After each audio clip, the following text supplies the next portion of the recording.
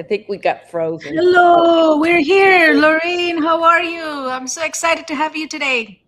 Oh, I'm so excited to be here. I've been looking forward to this, and um, it's just something that needs to be done. And I've been wanting to be here for a really long time. So I'm very Perfect. excited.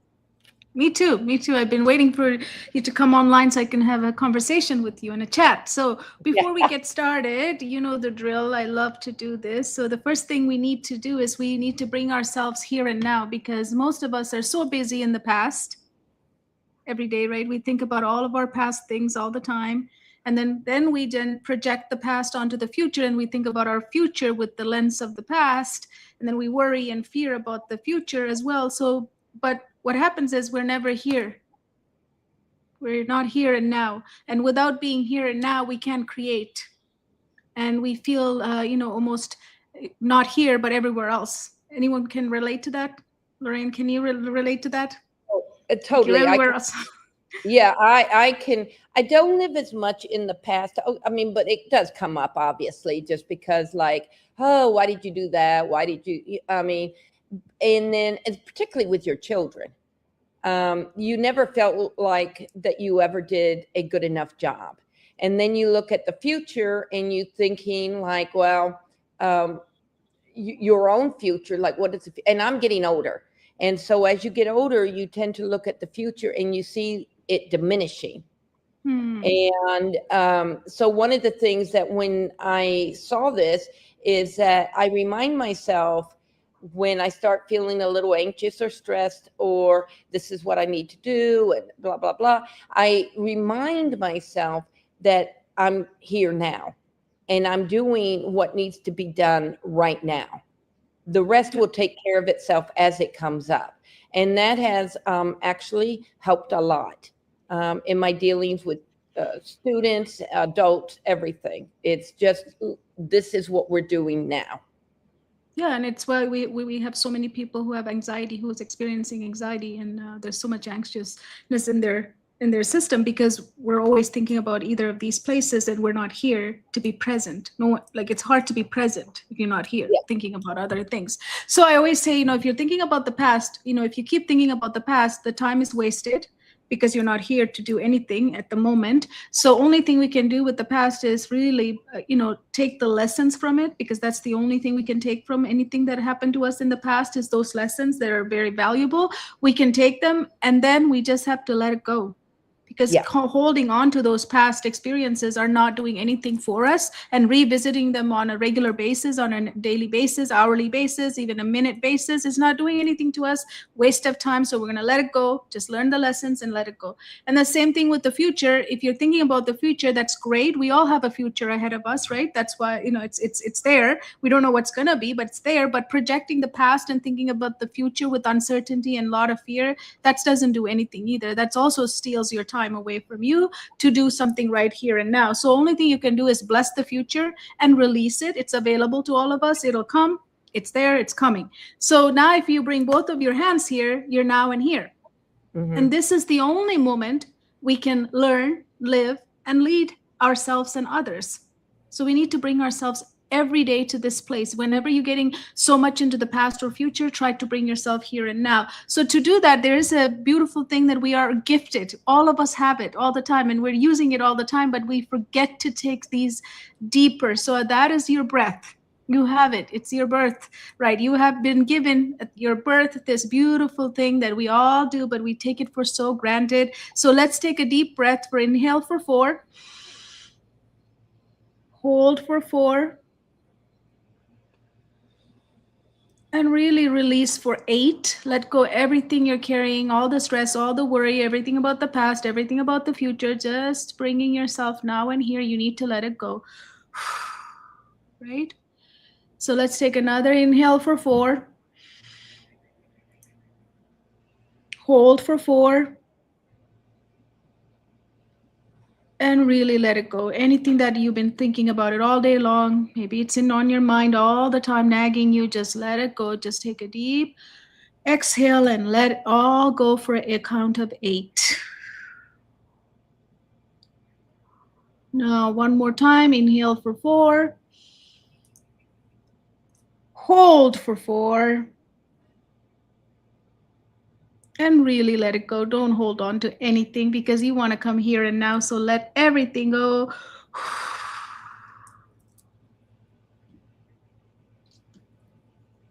Because the only place we can create, we can learn, we can live, we can lead is here and now. So this live is so important to us because we are bringing you our magazine. Our magazine has been out for almost a year and a half. It was called Parenting, Learning, and Living. Now that we have expanded it into a human universal system, we now call it Learning, Living, and Leading. And Lorraine, our coach, was one of the coaches who have contributed an article in this magazine, in this issue. And this issue is very special to us because we're so sick and tired of trying harder in our life, right, Yes. Lorraine? Yes, so much so. Yeah, it's just so hard. It's just so hard to try harder and harder and harder. And how hard can I try? Right? That's where we're at. We're so exhausted. So we thought we should end that era and we should bring in what we've been using called the Readiness OS era. And Lorraine is here to talk about that. So I am so excited to have her. So thank you for being here. So the first question I have, Lorraine, for you from your article is that when did you first realize trying harder wasn't working? Oh, I've been realizing this really actually for a really long time, that trying harder, one, all it does is exhaust you. It really does. It's exhausting to you. And if you're in a certain jobs, not only does it exhaust you, but very rarely is it appreciated. It's usually just taken advantage of. And so what happens is that you're basically running on a treadmill and getting nowhere. And that's really what it is. And what I find is get off the treadmill and go and just take a walk and be able to do the things that you really want to do, but you're still getting the same benefits by doing the walk and doing the things that you want to do. And it's regulating to you. It calms your nervous system. It calms everything that you need to do. Trying harder also frustrates you. And so I take my example from the kids too, is that they could try so hard and it's just so frustrating to them because it's not so much that they can't learn it, but sometimes they just don't know yet. And maybe their brains, their nervous system, everything is just not ready for that yet. And so you have to be patient. And I've learned a lot from that just from watching kids and teenagers, young adults, is that they are working hard. Most of them are not trying to be lazy or troublemakers, but if it's hard, if it's dysregulating to them, if they look at it and they suddenly panic, then maybe it's not about how smart they are or about bucking up and just quit crying and just do it and already. That doesn't work, and we've already proven that. It's been proven, especially after COVID. We know that if working hard was all that it took, every student would be a genius. I mean, honestly, they would all be geniuses. They would all be graduating with honors and all going to Harvard or the school of their choice. But obviously that's not true. And when we look at our kids, we know they're smart. And I think that's what's frustrating to most parents or teachers or adults when they look at these kids. They're thinking they're so smart. Why don't they do it? And it's more about why don't they do it? Because they know they can do it. And what happens is that everybody's frustrated now.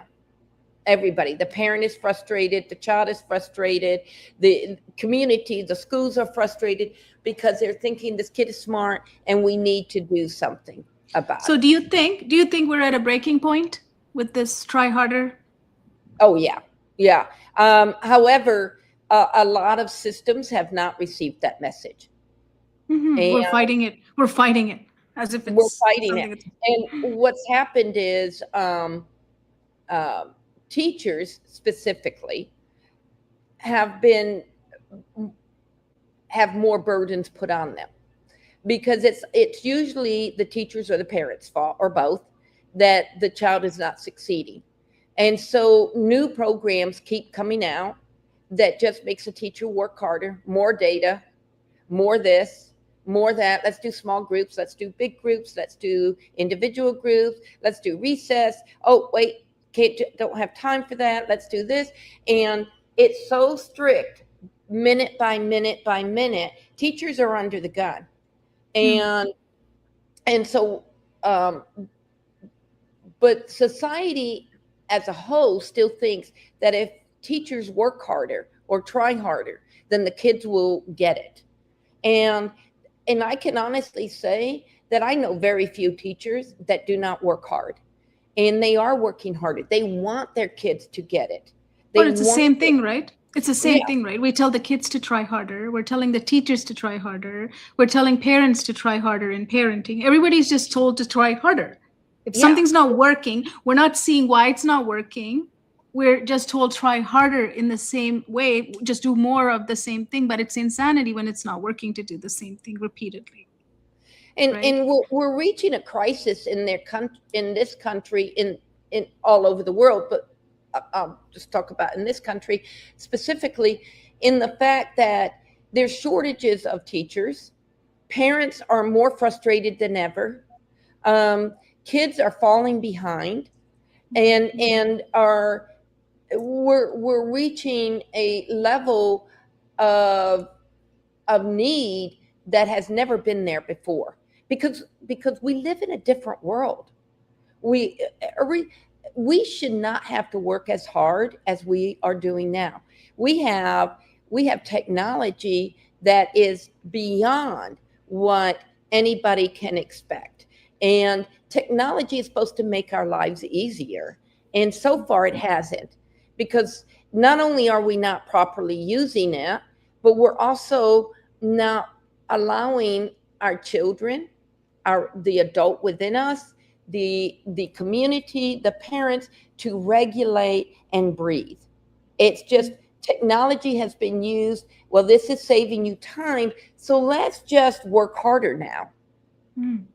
Work harder on technology.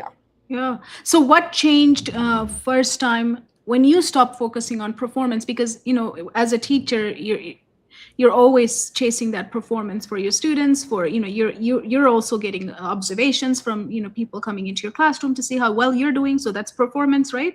So when did you stop focusing on performance and started focusing on readiness? Because I know people won't think this is fortunate, but I am fortunate to work in a fully self-contained classroom. And I have just decided, and it wouldn't matter if I was working in a gen ed classroom at this point, but I have decided that nobody can learn if they're not regulated. If their systems are not ready, then they can't learn. It's the same thing when you're really, really, and we've all heard this, nobody has calmed down by another person telling them to calm down. Really?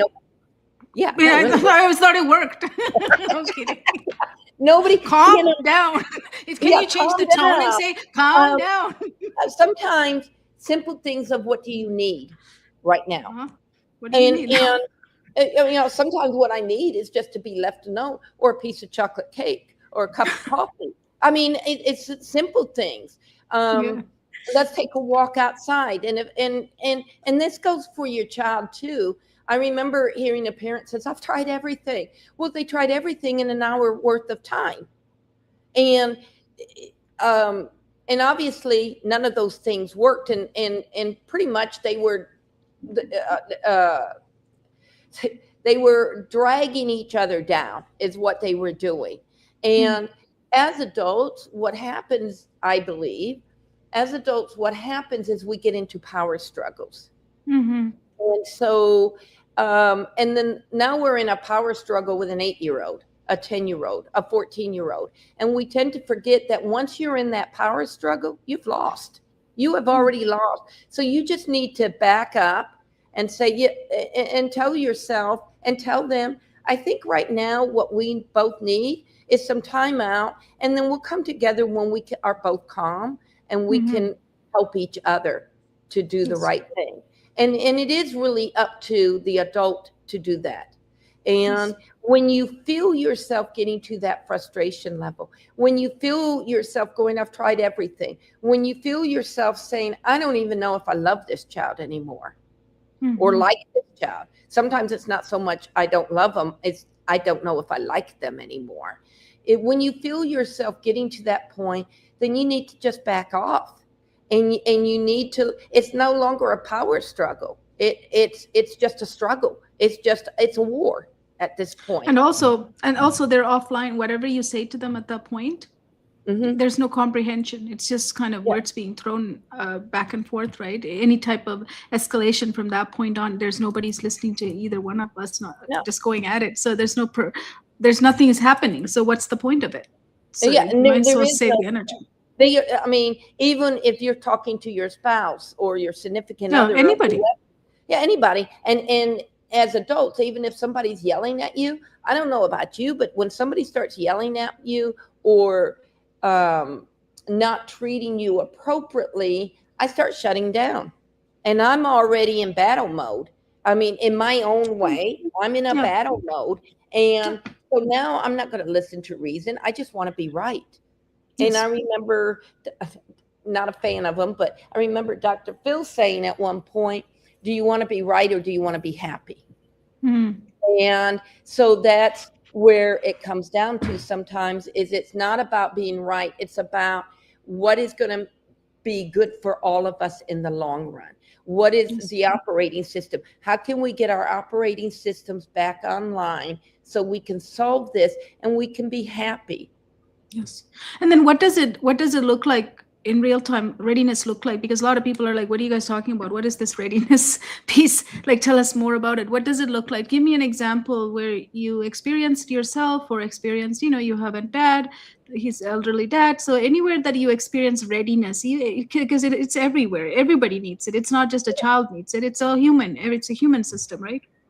I think readiness, it happens when you feel a state of calmness from them and from yourself. So, and I'll just talk about me for a minute. Math was I hated it. I hated it with every fiber of my being. And if I can make you love it. I can make you love it. I know you probably could. And even now today, it's a lot better. But even now as today, but for years, if you gave me a paper with numbers, and it could be something that I knew how to do, but if it was a full paper of numbers, I would panic. And all of a sudden I couldn't do it anymore. Yes. So true. The other example I have, and it just happened today, but it happens every day in my classroom. Because of the type of students I have, they're very sensitive to food and smells. So we have lunch every day, and the goal is for them, one, to pick up their lunch, two, to open up the thing and look at their food and then close it back and they can throw it away. But we have students that they are start getting so panicked about looking at the food and afraid that they might have to eat it, that they will just shut down and they will put their head down and start crying. Just because they're that afraid of food. And even I have to recognize the fact that, are we pushing them into something that they don't even need? They're obviously not ready to do this. And this is where being a teacher and being the adult in the room, you're thinking, but am I doing them justice too? And I think that's where parents and teachers are. We want so badly to have them ready for life, and we don't want anybody to make fun of them, that we push them into things that they're already dysregulated about. And so I'm starting to slowly figure out that this isn't working. Obviously, you can't have a child that is so dysregulated that he wants to hide underneath the table and cry because you made him pick up his lunch tray. And do I know the answer? No. I mean, but the answer is that obviously this is not working, and his whole system is shutting down. And at that point is most of the time, a lot of people try to reason with them, or have logical reasoning with them, or try to problem solve with that person while they're shutting down and closing up or offline. Nothing will work at that point. No, nothing will work. And so even if you get them to do, like for me, just open up your lunch tray. Even if you get them to do, open up the lunch tray. And for us, that seems like, oh, that's so simple. But for them, it is not. For whatever reason, that has shut down his operating system. So even though maybe, I can win at it. So totally, I can win. I can make him do that. I can even make him take the food and stuff. But what cost? Now I've lost him for the rest of the day. Yeah. So that you have to, weigh the cost of how are you going to get him back again to do other things.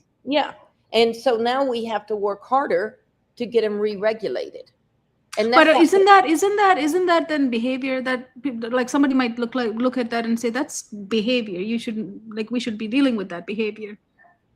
Well, yeah, it's behavior, but doesn't behavior all communicate something? A behavior,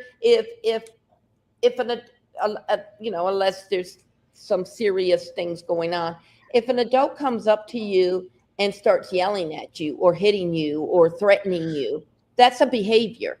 And so it's no different than if a child is saying, I can't do this, I don't want to do this, or I'm not opening the lunch tray. Yes, it's a behavior, but what are they trying to communicate? What are they trying to tell me? Why? And this is a lesson that I'm learning every day as I work with my students, as I work with all kids and people. What are they really trying to communicate? And another example is that I had an email and I answered the email and they answered very rudely. I mean, it was very confrontational and pretty rude. And the choice was, do I answer this and then we could just keep this going all day long? Or I can just let it go, because obviously there's something going on in their lives that they feel that they don't have control over. And that's what we have to look at. It's not always about being right. It's about what is going on in their lives that they feel the need that they need to do this. Because we're all professionals. We all know what needs to be done. Yeah. And then when we label behavior, we stop though, because it's sort of like, oh, that's just behavior, right? Even at home or at school, right? If we just stop with labeling it as a behavior and stopping it, and then we go further to find a label for it, but that's kind of the route we go. Instead of, if we look at it, like you said, what is it trying to communicate? On top of it, what is the signal here? And why is this human shutting down?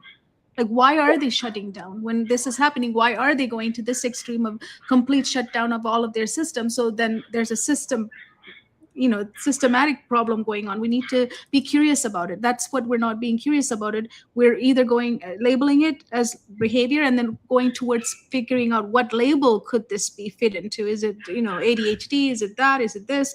And that's where everybody is running to. And that has become a big problem too. And then the child carries on. Now I'm this, so this is how I act or I behave then, right? Because now I have a label. I mean, labels can help to a certain degree. Of course. But and this is the big thing, we can't rely on the labels because every child's different. They're unique. Every child falls on a spectrum. Every child, like, for example, if I have a child with ADD or ADHD and they constantly come up to, and they're constantly up from their chair and they're constantly wanting to talk to me and they're constantly not focused, we could say, well, that's their ADD, that's their ADHD. But the real meaning behind it, yes, that might be part of it, because their brain is. But they're trying to communicate something. They want to tell you something. They want to tell me something. What I find, if I just put down my pencil or turn away from my computer, because I have a lot of data to do, if I turn and I just listen for 5 minutes, that usually takes care of 70% of the problem. And then you just have to give them reminders, because I need reminders. I don't know about you. It doesn't matter how old you are, whether you're 4 or 94, you still need reminders that things, what are you doing? Do you not? I have really great people in my classroom, and they remind me that I need to be doing something all the time. And that's great. That's I mean, awesome. I really do. I do need those reminders. And it's the same way with our kids. Yes, they need reminders, but not nag, reminders. And we have to remember again that it's the operating system. Is your child stressed right now? Is the adult anxious right now? Are they afraid of failing? Are they afraid of, and this goes for children or adults, there's so much work. I don't know how I'm going to get it all done. Yes. And you're just adding on to me. And I don't know. I have an advice. Try harder. Yeah. Oh, yeah. So, yeah, that's just try harder, because, it will get done. I don't know if you tried it, but try harder.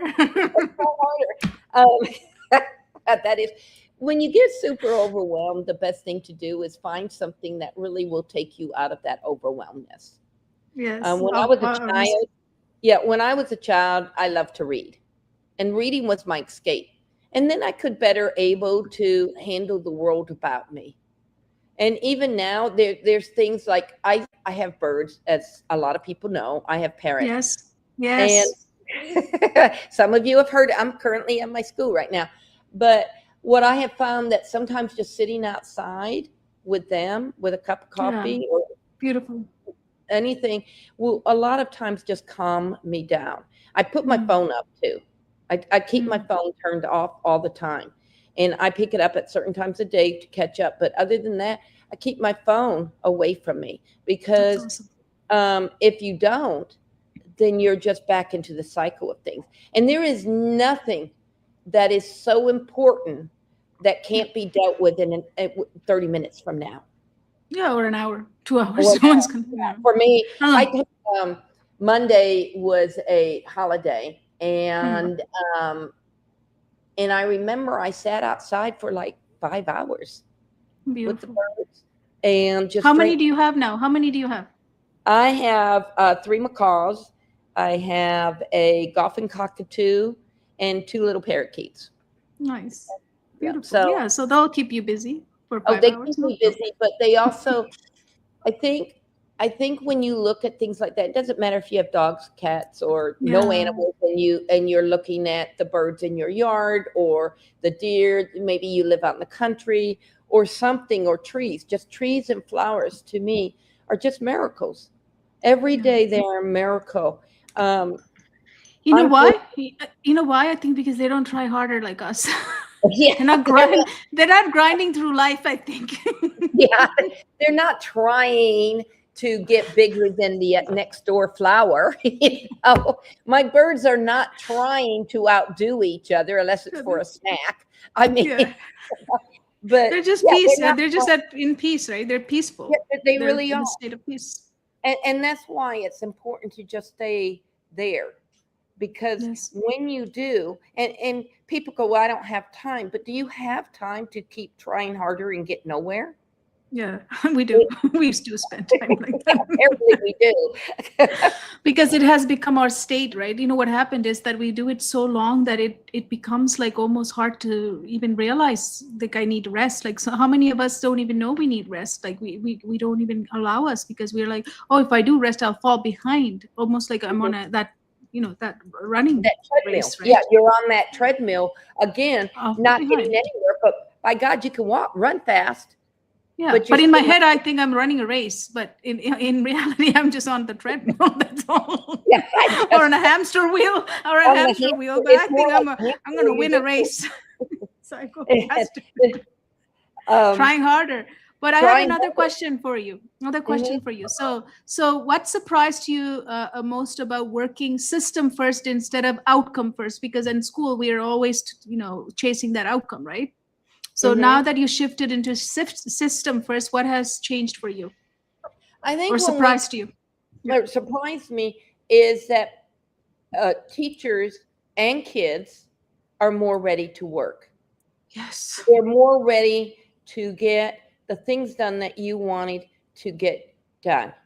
And so providing more breaks, if I feel like that everything is, the whole classroom is dysregulated, and tell you the truth, I've only done it a few times, but occasionally my students or even the adults in my classroom will ask for this, is I will, for 7 minutes, put on some soothing scenery with soothing music and turn the lights off, and we just lay our heads on the desk or just quiet, because some kids don't want to do that, and we're just quiet for 7 minutes.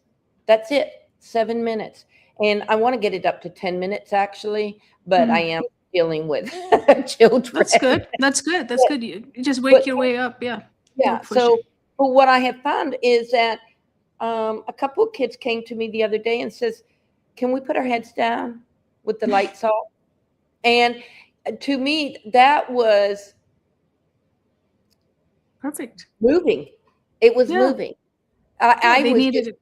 yeah, I was doing it for the adults in the room, tell you the truth, and and to get some quiet. But and so, but it really helped them. And beautiful. But we're all humans. We're all of us are same system, right? Like we have the same makeup, so we all crave the same thing. And sometimes what we need is just calm and quiet. That's it. Yeah, that's it. And that's all it is. It's just being calm and quiet. And I don't consider, I call it communication play, because a lot of times specifically my kids don't know how to play with each other. They don't know how to communicate with each other. And so what we do is I just get out favorite things and they pick something, and one other person can join them, but they have to negotiate if they want to play with something else or play with somebody else. So they have to negotiate that. They actually enjoy doing that. I mean, we sit and watch, and we remind them of, let's negotiate, and we remind them of keeping the noise level down, because the noise level, there is a time for noise and running around, and I don't discount that. But there's also a time that we just need to keep the noise level down and play quietly. And with our friends, it doesn't always have to be loud and boisterous. And like I said, there is a time to let them free out in the yard and just tell them to go run. And I've done that too. And I've just said, okay, go outside and go run. And they don't even ask for a toy. They are literally just running back and forth. Yeah, excited to release some energy out. Yeah, it's just to release the energy. Another funny thing that happened too. So you never be surprised by what engages your child. I had a child come up to me. They happened to, we've had a lot of rain here, so that meant that we had a lot of weeds. Okay, long, the ones that grow up really. So a couple of mine really like playing with the weeds. They like to pick it and they like to strip it and see what happens. It's like little scientists. That's really what a child is supposed to do. They mowed, and one of the kids go, "But I need my weed." Said, they cut it. We'll go find you some weeds. So we found some long grass, but the adults were laughing. I don't think of course the kids didn't get it, but yeah, we found some long grass, and she was totally happy. You know, it's beautiful. The grass, yeah. But they, if we really listen and allow them to do what they really want to do, they'll let you know. No, they will let you know.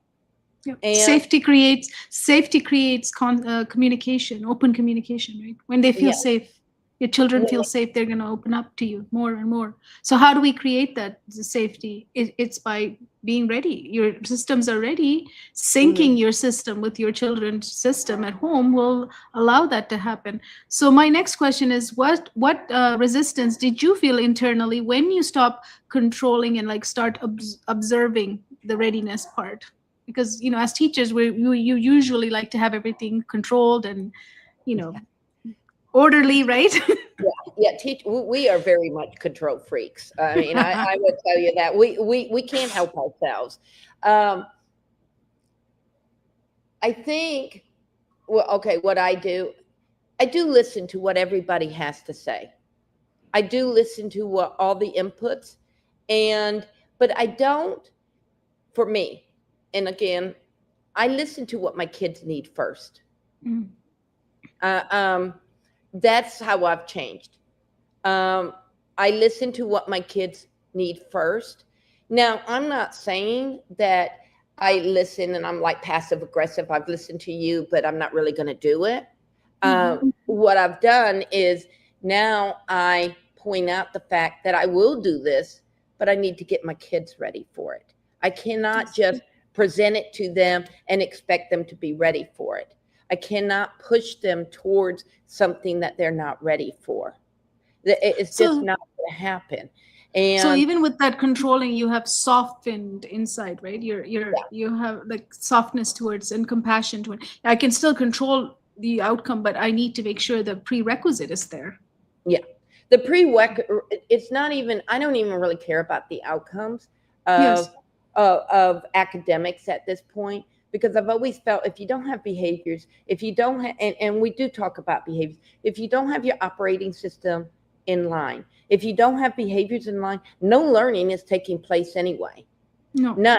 Absolutely. And just because you think a child is quiet doesn't mean that they're learning. It just means that they've learned how to be quiet and shut you out and shut you out. Yeah. I know that we both have been there, where we have listened to people and we appear to be listening. Our eyes are wide open. In fact, we even have a pencil and a pad of paper, and we will be scribbling something, but we have not heard a word you've said. Yes. I could even be looking at you and not hear a word you said too, because I could just escape. And that has nothing to do with whatever your diagnosis is. That just has to do with the human brain. The human brain, the systems themselves have to be ready. And I have been through many administrators, and I think most teachers have. The administrators I listen to are the ones that are kind, and they sit and they build a bond with you. And those are the ones that, and that's the ones that I will listen to more than I will listen to anybody else. And the one that will laugh with you over something silly. And so if as adults, that's what we need, why do we think our kids don't need that? Our kids just need us to sit with them, to laugh with them, to have a conversation.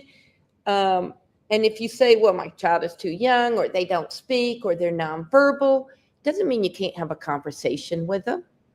It just means you communicate differently. And I guarantee almost every parent with a non-communicative, nonverbal child knows what their child is communicating. Oh, yeah, I do. It's beautiful. Yeah.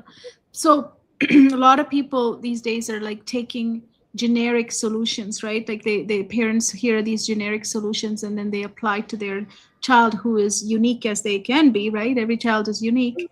And we take generic advice from online or parenting workshops or just some parenting experts, right? But the thing is, it doesn't mean it's going to fit you. It's just like buying any size clothes and saying, let's put it on our child, right? It doesn't work that way. It has to fit. There's even sizes for that. But in learning, we don't have sizes. We think everybody should learn the same way. We only have one way of learning. Or then we looked at, okay, then somebody might say, listening to me right now, will say, oh no, we look at learning styles. That's just styles, but there's more than styles. Like, it's not even about styles, but how am I responding to those styles? Like, like I'm a system, I'm a living system, and systems are always affected by so many different variables. Day to day, I'm different. Like, I sometimes say I'm visual learner, but I'm not always a visual learner. You know what I mean? In certain other situation, I'm not. I totally act differently. And some days I act differently too. So, and it depends on what we've eaten.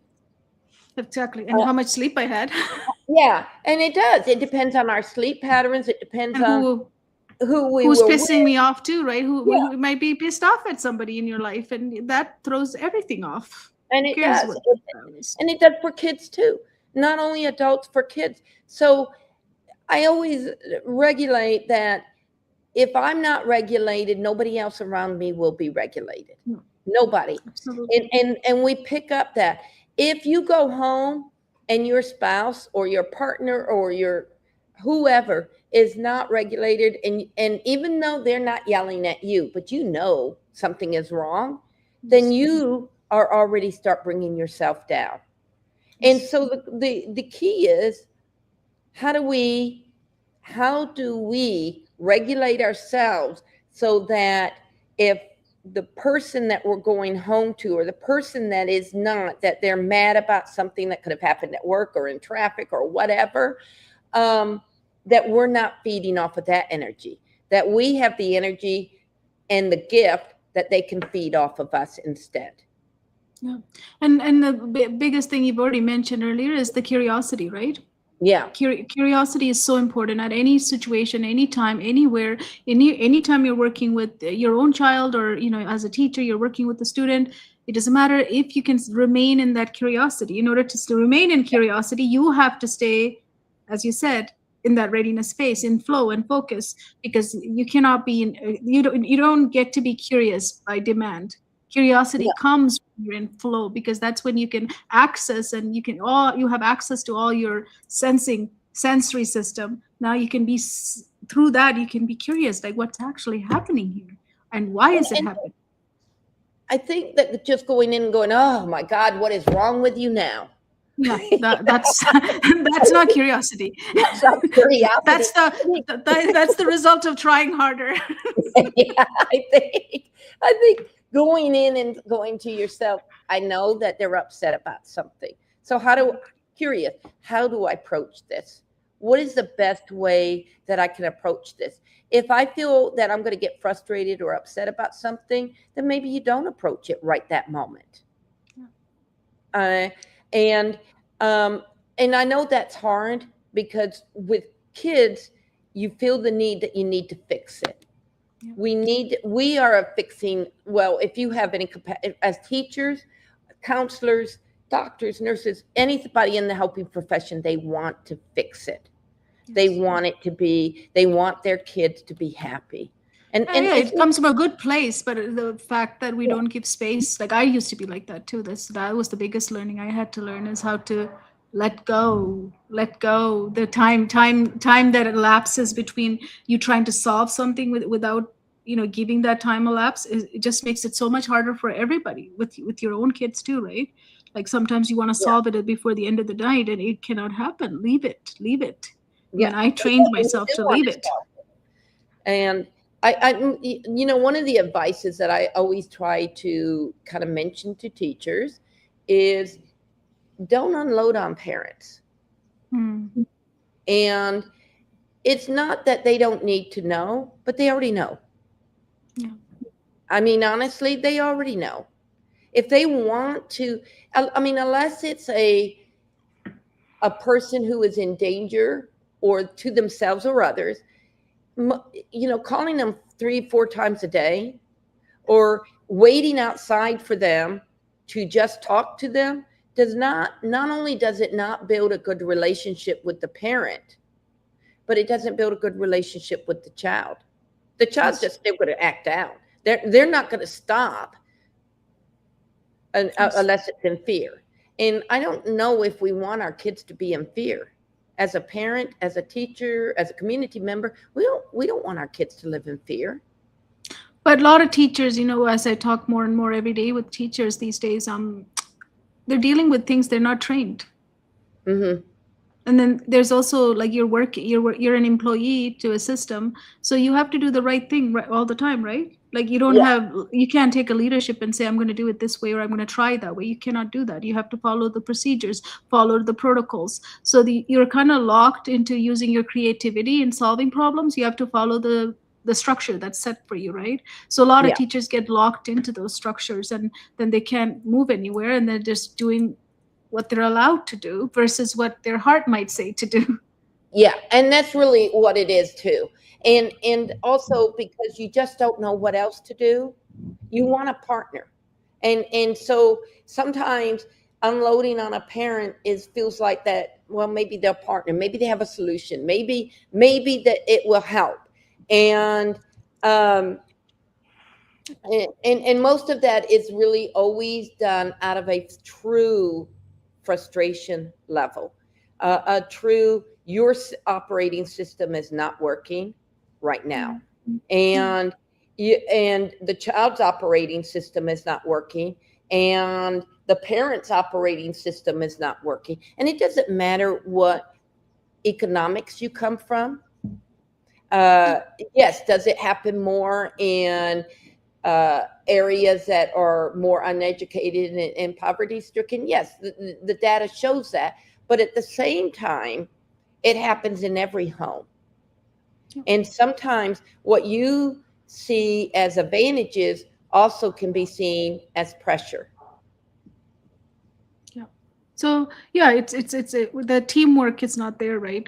As we know, right? Like there's a lot of things that are going on that it reduces the teamwork between the parents. Parents think teachers should try harder. You know, there's always a back and forth communication, conversations happening, but that's because our education system was built on the assumption that all kids coming into our classroom will be in the state of flow and focus, and they can pay attention and learn, which means they were already ready and start to accelerate. But unfortunately, that's not the case. We are a living system. We're a biological living system. So many variables are affecting us, and we do not come through those doors and sit down on those desks ready to go. I was never like that. I was No, never I like wasn't that. either. I was usually shut down in school. I Uh, sat down and I was shut down, and daydreaming was the most thing that I did most of my classes. yeah, that was That was I they used to always tell my parents, she's great, but she just looks out the window the whole day.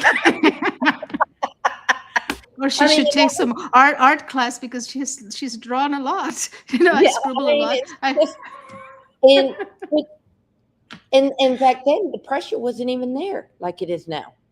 Kids don't have time to daydream anymore. No, it's They true. don't So have time. I think that one of the things that we really want to get to is that readiness isn't something that we demand. We can't demand that a child be ready. It's something or that you have, assume, or or assume. assume. You have to cultivate it. And how do we cultivate it? It's like anything else, is that you get the ground ready, the soil ready. And how do we get the soil ready? By tending to it. And so we need to tend to our kids. We need to spend that time with them. It's not going to be wasted time. You'll catch up eventually. It doesn't It goes matter if you faster. Actually, it goes faster. go I faster. mean, Because like they think get about it. You just said cultivate and tend to the soil, right? Think about that. If we just ignore that part and plant a seed, does it grow? no. It will grow eventually. If I mean, some do grow Yeah, despite all the odds. Some yeah, do grow, yeah. But I'm and talking about I want to have a full harvest. Like I yeah, want everything to grow that I plant. It's not going to happen. But if we take the time to, as you said, cultivate the soil and tend the soil, can I get results? Yeah, I can. Yeah, it's going to go faster. Even if the growth is going to happen faster. So I think that guilt of I'm going to waste time has to go. yeah. And it's not just for parents. And I do understand and I don't even understand how. I don't even know how parents do it this time with two working parents. You don't get home till 5 or 6. You're fixing dinner, getting kids baths, homework, and in bed. Yeah. And it's got to be tough. You've only got a few hours to try to cultivate a relationship with your children, and and get your own system back in line again. Yes. Absolutely. So So let me ask you this question. What is the hardest truth that about education that people don't want to admit? What is the hardest truth that about education people don't want to admit? that was that we've really messed up. You know? I mean, that this is, We need to get the soil cultivating. yeah. Start cultivating the soil. Well, it start cultivating the soil, and know that we don't have to compete with anybody. That the kids will be ready when they're ready. Yes. I mean, if some kids, okay, I can plant. In fact, we did this with the kids. Excuse me, not too long ago when I think we planted beans. And we planted them all the same time in the same pots, same dirt with the same water. Watered them every day, gave them all sunlight. Some sprouted up super fast, and some were like tiny. But does it mean that we failed with the tiny plant and we only succeeded with the big plant? No. It just means that some seeds take a little bit longer to get to their potential. And we need to we don't stop watering because it's tiny. We keep watering, we keep tending, we keep paying attention to it because it needs it just as much as that tall plant does. But no matter what, we need to get the soil cultivated, though. Yeah, no matter for what, both of them, it has to be cultivated. It has to be cultivated. Both teacher, parent, community, whoever is taking care of this child, we all need to be ready. yes. And we all. So why do we cling to this effort culture, even though it's failing? And it's like we're all exhausted by trying harder, but we still cling to it. Effort. I think that we could go to a million answers for that, but truthfully, I believe that we're still back in the try harder phase. We are. That's why we're holding on to it, and we're also scared that that's the guilt that we talked about, right? The guilt that what if I lose time? This lose time guilt. Yeah, like I will fall behind guilt. Because we all have milestones, right? That we all follow this milestone. Kids aren't ready. Yeah. What if my kids aren't ready for intermediate school, high school, college, whatever the case? What if they're not ready? I have to get them ready. I cannot let them not be able to open their lunch thing, because then if they get to intermediate school, they won't be ready. Does it really matter in the long run? No. But that's just a simple example. I think it's a try harder. If we just try harder, we can get ourselves ready. I mean, we've even gone into the wellness revolution of trying harder. You know, if you just did yoga and meditated and you did all of these things, which is again another form of try harder, then you'll be ready to teach or parent. I've been trying harder to lose weight, like a yo-yo thing forever in my life, until I realized that it wasn't even my weight. It was my hormones and my other systems that were out of whack that couldn't let me lose weight. But everybody said, do this, do that, do this, like just blank generic things I've been trying all my life. And then eventually last year is when I really figured out that it's nothing to do with your workouts. It's nothing to do with what you eat. It's all about your hormones. Yeah. Check your hormones. And I did check my hormones before, but they all were good. But then eventually somehow it wasn't good. Yeah. And that's the thing is that check. I think one of the things that I said in the article is that when we shift from asking what is wrong with this child, yes, and we go to what does the system need right now, everything changes. And so sometimes we won't know. I mean, sometimes you won't be able to find it out right away. It's like you said, for years and years, it was because of your hormones. And a lot of us struggle with that, and nobody wants to admit that it could be something else. And I could come up, but a lot of that again goes back to the soil, is that we haven't properly cultivated our soil, and that includes us. We don't properly take care of ourselves. And we were I was talking about this with the adults in the room, is that we were talking about that we stress eat, or to eat for depression, or eat for this, or eat for that. And yeah, it works for 5 minutes. Well, that becomes safety. That eating for depression and all that becomes safety, right? I used to have safety food. Anytime I felt bad, I would have these safety. I don't know if you had it, like safety food, and it reminded me of who gave me those safety food when I was young too. So it becomes a total conditioning, right, to feel good.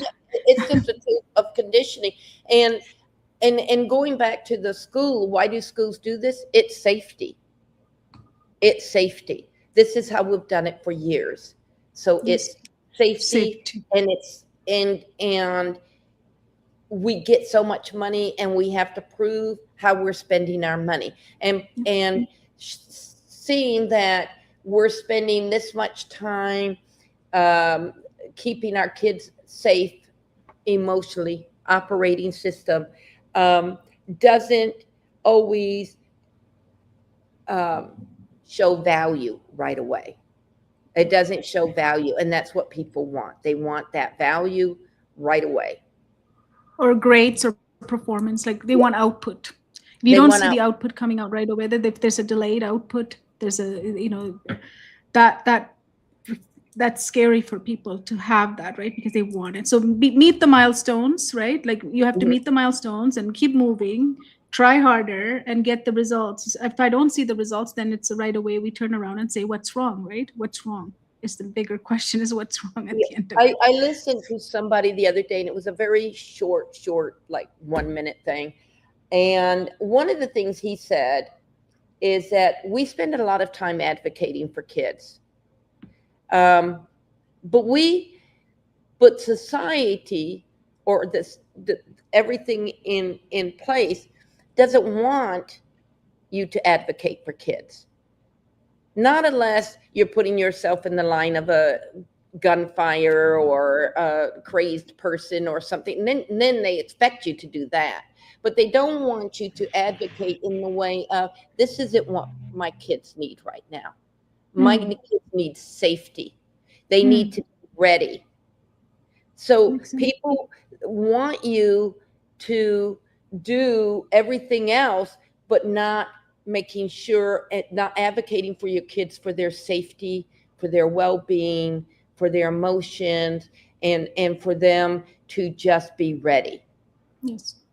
Yes. Thank you for sharing that. So thank you, Lorraine, for sharing your magazine, the article on our magazine, and coming today and speaking to us, because it's so important for us to look at it through the lens of readiness versus behavior, because we keep saying it's just behavior, it's just behavior. It actually, even that word now it brings me sort of anger. I don't know what it does for you. It's sort of like somebody's doing something behavior. It's always been bad. We never associate good things with behavior. It's always been a bad thing that's associated with behavior, and it brings bad memory. So I think if we could just eliminate that, even from the, calling kids, displaying their emotions, or like displaying their state, showing us they're in distress, instead of calling it behavior, what are they signaling? What is the signal it's coming out of them, and why are they in this distress? What's going on to all of their systems? If we could just use that compassionate lens versus behavior lens, and also curiosity. Curiosity goes so long, right? Just ask questions. Just ask questions, like you said. And they might not, people might not tell you, kids might not tell you.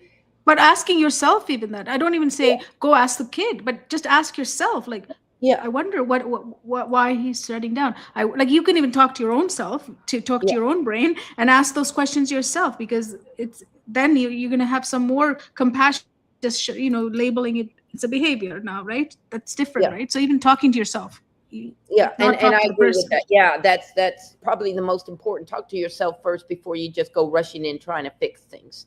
Exactly. Because sometimes, thank you so much. Thank you all of you for watching. And then Lorraine's article is in the magazine, so if you haven't seen it, there's a link in this video, underneath this video. Click that, and if you put in the word flow, all capital letters. You can access and you can read her articles and rest of the articles as well, and all of our other magazines that we published as well. So thank you for listening. As we always say, readiness is something that we can cultivate, and it's possible. It's not too late. You don't have to try harder. That you can end that. Yes. Thank you so much. Thank you.